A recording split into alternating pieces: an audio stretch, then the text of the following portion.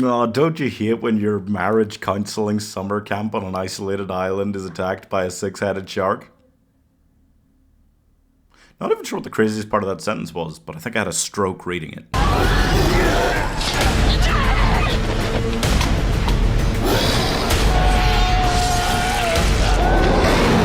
So how do we kill it?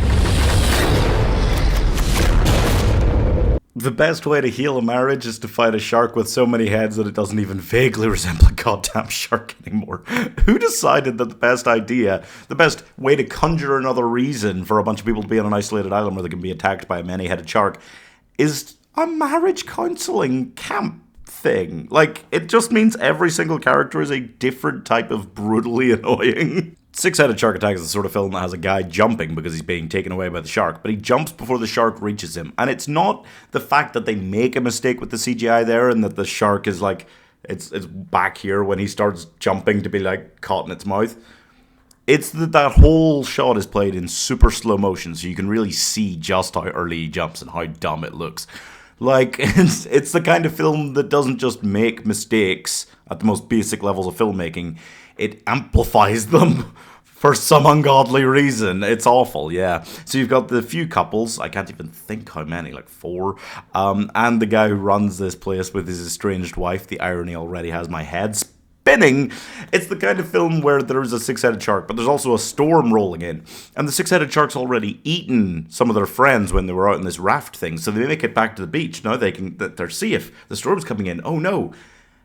So they get back on the raft to have cover from the storm.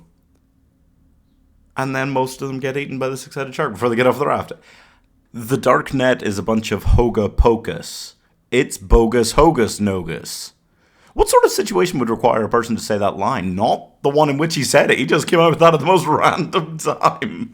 In the middle of being attacked by the shark. It was crazy. I don't know what to say. You know, these films, they stopped a while ago with trying to get, like, known faces. You know, not actors, not good actors or anything, but, like, celebrity known faces in the films. That's what they did at the start. And that's why, like, I understood initially why they had such terrible actors. Because that's who they spent their money on, to have a known quantity in the film. They're not doing that anymore, and they're still hiring some of the worst actors I've ever seen. I mean, the older guy in this with the big, like, lion's mane of hair is so atrocious. He's so terrible, and he's that bad. He's not even the one getting lumped with lines like, like we have to kill the shark's chi. But he is the one who thinks that his wife is having sex with the marriage camp counselor. This is day 1 of the marriage camp. They've just got to the island, and this guy is somehow so convinced that his wife has managed to sneak off in this one day and have sex with this man while they've all been together doing group activities and getting murdered by shark. Six-headed shark. He's so convinced that that's been going on that he tries to shoot the marriage camp counselor guy. These films, I mean, very relieved to be done with them, yeah. They always hit around exactly the 90-minute mark for length, and that always feels like it's about half an hour at least too long.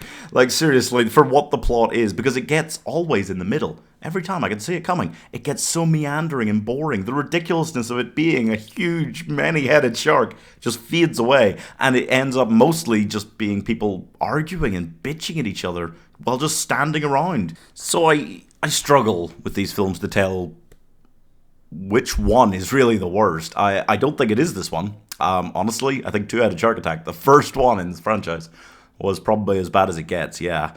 But still, just awful. Real rough. This might arguably be the best one, but also, no, I was feeling like maybe this is about as good as it gets. And then the shark started walking up the beach on its heads. Like, on 2 of its heads. They used them as arms.